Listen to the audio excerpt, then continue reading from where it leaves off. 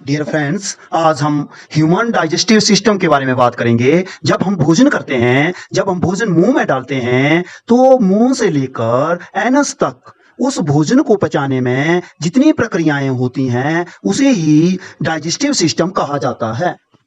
अब बात करते हैं, जब हम भोजन करते हैं और मुंह में उसे डालते हैं, तो जब हम उसे चबाते हैं तो चबाने के पश्चात वो भोजन नरम हो जाता है, जिसमें एक बहुत ही महत्वपूर्ण तरल पदार्थ भूमिका निभाता है, जिसे हम सलाइवा कहते हैं। तो यह कहाँ से सिक्रेट होता है? यह सलाइवरी ग्लैंड से सिक्रेट होता है।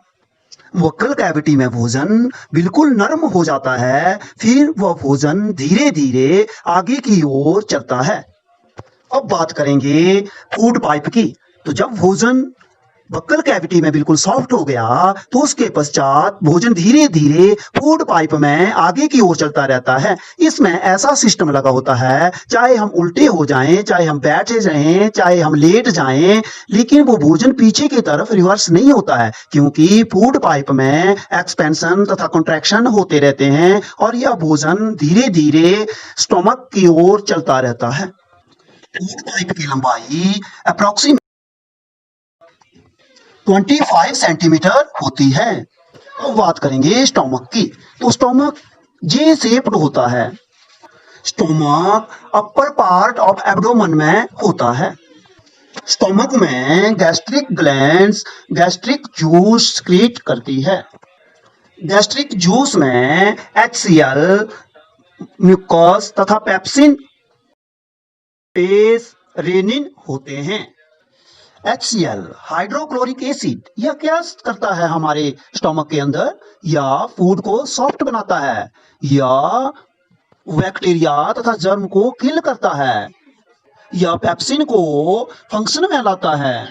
HCl इतना स्ट्रांग होता है कि यह स्टील तक को पिघला सकता है। तो अब आप सोच रहे होंगे, तो हमारा स्टमक इससे कैसे सुरक्षित रहता है? तो जो म्यूकस स्टमक के अंदर पाया जाता है, वह हमारे स्टमक में लाइनिंग बना देता है, जिसके कारण इसे नुकसान नहीं होता है। गैस्ट्रिक जूस में बहुत से एंजाइम्स होते हैं जो डाइजेस्टिव सिस्टम के लिए बहुत ही हेल्पफुल होते हैं।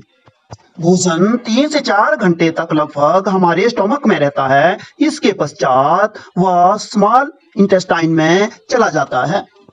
ह्यूमन बीइंग्स में स्मॉल इंटेस्टाइन की लंबाई 6 मीटर होती है तथा इसकी चौड़ाई 2.5 सेंटीमीटर से लेकर 3.5 सेंटीमीटर तक होती है। स्मॉल इंटेस्टाइन के 3 पार्ट्स होते हैं। वाइल डक्ट जो पैनक्रियाटिक जूस होते हैं, उन्हें स्मॉल इंटेस्टाइन में डालती है। तो जो जूस लीवर तथा गॉल ब्लैडर से सिक्रीट हो रहे थे, उसे स्मॉल इंटेस्टाइन के ड्यूडेनम पार्ट में डाला जाता है। जूस 3 प्रकार के हैं, ट्रिप्सिन तथा लिपेज। पैनक्रियास की लंबाई अप्रोक्सीमेट 12 सेंटीमीटर से लेकर 15 सेंटीमीटर तक होती है।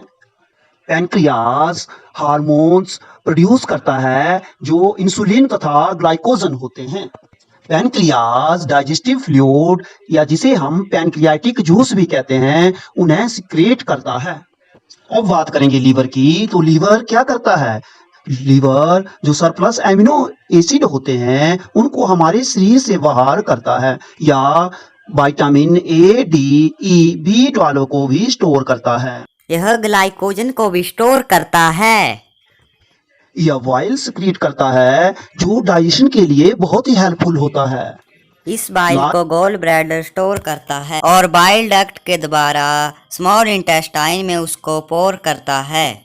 लार्ज इंटेस्टाइन की लंबाई 1.5 मीटर से लेकर 1.8 मीटर लंबी होती है तथा इसकी चौड़ाई 4 सेंटीमीटर से लेकर 6 सेंटीमीटर तक होती है।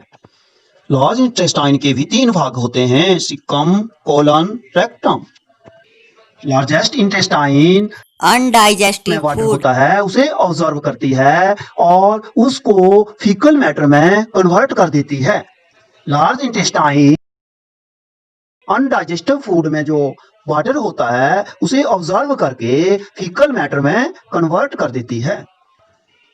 नेक्स्ट जो प्रोसेस है डाइजेस्टिव सिस्टम की, अंत में वो है इजेस्चन। इजेस्चन में जो फीकल मैटर होता है या जो अनडाइजेस्टेड मैटर होता है, जो वेस्टेज मटेरियल होता है, वह हमारे शरीर से बाहर निकल जाता है। दोस्तों, अगर आपको यह वीडियो अच्छी लगे तो इसे जरूर लाइक करें तथा मेरे YouTube चैनल को जरूर सब्सक्राइब करें। Thanks for watching.